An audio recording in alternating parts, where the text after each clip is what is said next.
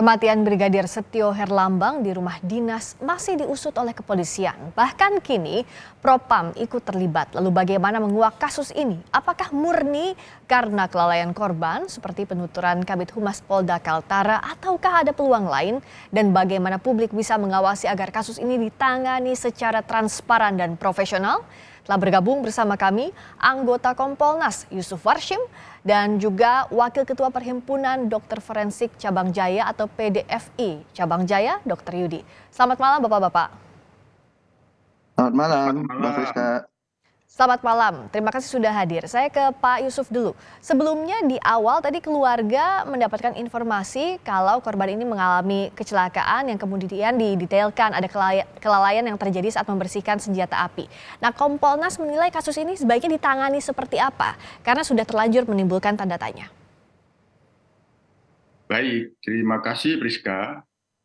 Yang pasti apa yang disampaikan oleh Pak Kapolri itu sudah cukup tegas, itu sebuah arahan dan perintah diusut tuntas. Nah, malah memberikan arahan untuk Baris-Krim Puslapor turut membantu, membackup lah. Itu sebuah langkah upaya di mana komitmen Polri agar kasus ini benar-benar ditangani secara profesional, transparan, dan akuntabel. Kompolnas sendiri sampai saat ini tentu masih memantau apapun terkait dengan penyebab kematian brigadir, tentu sepenuhnya dari pihak otopsi itu bisa menjelaskan, dan hari ini sebagaimana yang telah kami dorong sebelumnya agar Polda Kaltara responsif terhadap pihak keluarga, apa yang menjadi keinginan keluarga bisa dipenuhi. Alhamdulillah permintaan keluarga untuk melakukan otopsi di Semarang sudah berjalan.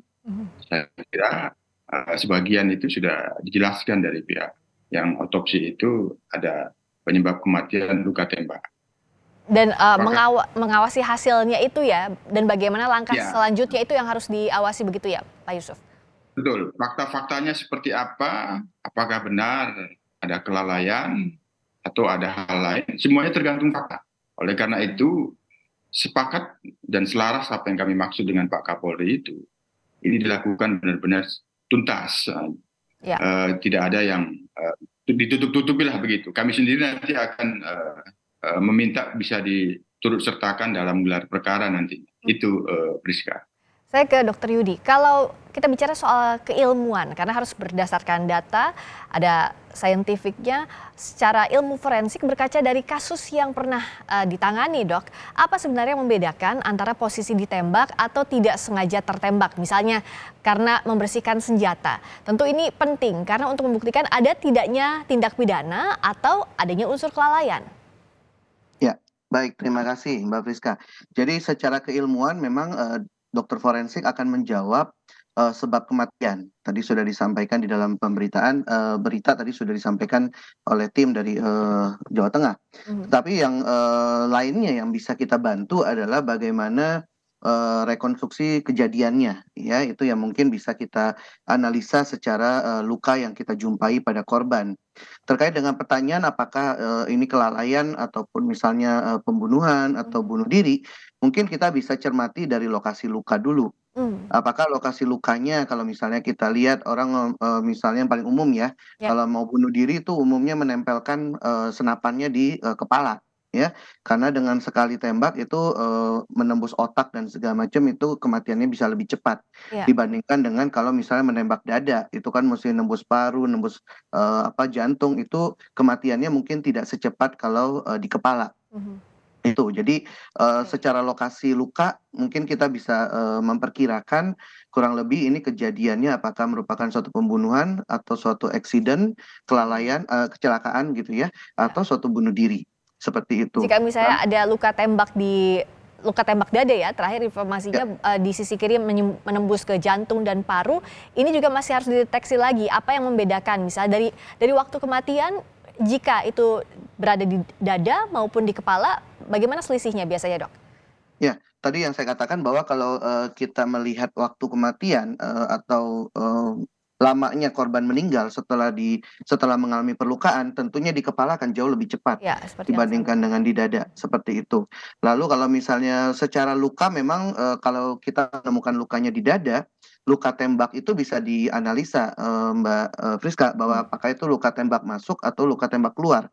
Kalau luka Oh, tembak masuk itu di dada memang bisa beberapa kemungkinan, tetapi yang pasti adalah proyektil atau anak peluru itu masuknya dari arah depan gitu ya. Jadi oke. kita akan melihat beberapa karakteristik luka tembak masuk yang ada di dada. Mhm. Seperti itu. Luka tembak masuk dan keluar itu bisakah membedakan apakah ditembak, tertembak, atau ada orang lain yang menembak? Ya, tentunya kalau secara luka saja mungkin kita tidak bisa membedakan apakah itu, karena kecelakaan atau pembunuhan atau karena suatu bunuh diri. Tetapi tentunya dalam proses penyidikan kan bukan hanya sekedar luka tembak itu saja yang diperiksa, tetapi juga ada komponen-komponen lainnya. Mhm. Misalnya apakah di baju atau di daerah sekitar luka terdapat komponen lain seperti mesiu, bubuk, Mhm. bubuk mesiunya seperti itu, atau ada luka luka bakarnya karena panas dari, senapan gitu ya, dari peluru yang keluar dari senapan itu bisa membakar daerah sekitar luka. Nah, itu juga akan berpengaruh terhadap kemungkinan bahwa kasus ini apakah karena suatu eksiden atau karena suatu pembunuhan.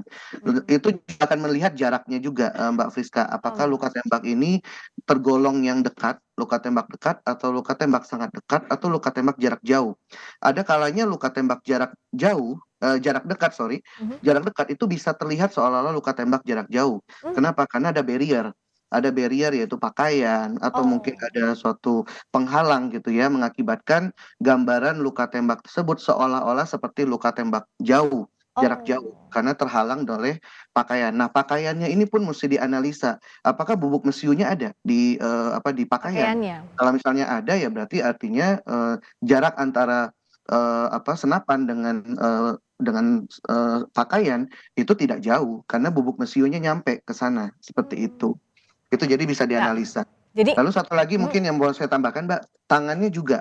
Kalau misalnya memang itu karena, menembak diri sendiri, itu tangannya juga nanti akan bisa dianalisa apakah terdapat sisa-sisa, bubuk mesiu dan segala macam di tangan. Seperti itu, Mbak. karena kalau diri sendiri pasti akan ada juga di tangan ya bubuk mesiunya itu dan bisa Ya. terdeteksi ya, bisa dianalisis dari sana ya? Ya, kalau kita bicara kecelakaan kan artinya tidak sengaja tertembak pada saat dipegang Dipegang oleh oleh diri sendiri begitu bersangkutan. ya? Mhm. Otomatis mungkin di tangannya akan bisa dianalisa, Mbak. Oke, kalau ini kan tidak ada single factor, tidak ada faktor tunggal, masih banyak sekali prosesnya. Tapi kalau kita lihat saat ini Propam Mabes Polri juga sudah ikut terlibat, Pak Yusuf. Apakah sebenarnya masih dibuka peluang dalam penyelidikan ini adanya dugaan etik atau tidak di dalamnya selain bicara juga ada tidaknya unsur pidana?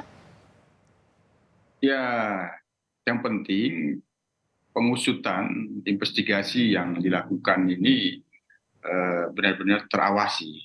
Sejak awal, sejak hari Jumat ketika melakukan olah TKP dan penyelidikan itu kan sudah gabungan, ada pengawas internal dari Itwasda dan Propam. Sekarang malah Mabes Polri juga turun. Ini menunjukkan bahwa pengusutannya ini benar-benar terawasi. Yang kedua, apa yang disampaikan oleh dokter tadi itu sebuah dukungan apa yang dimaksud dengan scientific crime investigation. Ya.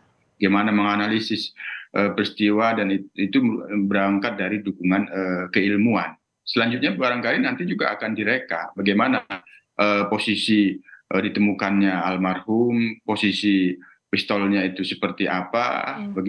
posisi ruangan-ruangan lainnya itu seperti itu kan itu akan bagian dari reka. Bagaimana pendalaman yang akan dilakukan akan dilihat semuanya fakta-fakta yang ada dalam ruangan itu. Termasuk juga terkait apakah ini pembunuhan, bunuh diri atau kelalaian dalam apa namanya senjata api. Nah, Hmm. itu semuanya sekali lagi ya, secara tuntas berdasarkan scientific crime investigation. Nah, Hmm. termasuk misalnya CCTV apakah ada, Ya. termasuk jejak percakapan handphone yang itu kan bisa melatar belakangi Hmm. peristiwa apakah ada faktor-faktor terkait dengan jejak percakapan handphone selama beberapa hari Iya. itu bisa dilihat. Sementara ini terus kami dorong agar pengusutannya bisa sementara ini. Tapi kami mendapat informasi semalam, nggak tahu perkembangan hari ini, handphonenya masih diupayakan dibuka karena ada password. Apakah sudah terbuka atau belum? Ini kita akan pantau, Mbak. Itu yang diharapkan agar bisa terbuka dari berbagai jalur begitu ya dalam Betul. penyelidikan kasus ini dengan lebih cepat juga. Dokter Yudi, kalau terakhir kepada Anda, dari proses otopsi ini berapa lama umur jasad ini agar bisa diidentifikasi secara maksimal sejak otopsi dilakukan? Tentu prosesnya kan akan panjang, ada banyak faktor tadi seperti yang disampaikan Dokter Yudi yang harus diperiksa. Ya, jadi secara forensik memang kita berpacu dengan waktu. Karena korban ini adalah barang bukti biologis, sesuatu yang bisa berubah seiring dengan berjalannya waktu. Jadi memang kalau kita mau melakukan pemeriksaan atau analisa terhadap korban, sampel diambil lebih cepat itu sangat baik supaya kita masih bisa menganalisa mumpung masih fresh gitu ya, mumpung masih segar dibandingkan dengan kalau korban ini sudah meninggal berhari-hari atau bahkan mungkin sudah mendapatkan suatu perlakuan khusus, entah itu di embalming atau diawetkan atau diformalin, itu akan sangat mengganggu jalannya pemeriksaan. Jadi secara waktu saya mungkin hanya bisa mengatakan bahwa secepatnya sih Mbak Friska, lebih cepat lebih baik. Kita mengambil sampel dulu supaya sampelnya bisa lebih segar, lebih fresh. Jadi semakin cepat, semakin bisa juga teridentifikasi dengan baik ya, Ya. dalam dari segi forensik. Terima kasih atas waktunya anggota Sama-sama. Kompolnas Yusuf Warshim dan juga Wakil Ketua Terima kasih. Perhimpunan Selamat Dokter malam, Forensik Friska. Cabang Jaya, Selamat malam, Mediasi Dok. Cabang Jaya, Terima Dr. Yudi. kasih. Terima kasih Pak Yusuf. Terima kasih Pak Yusuf. Pak Yudi, Dr. Yudi, terima kasih. Semoga ini segera terungkap dan transparan ke publik, itu yang penting.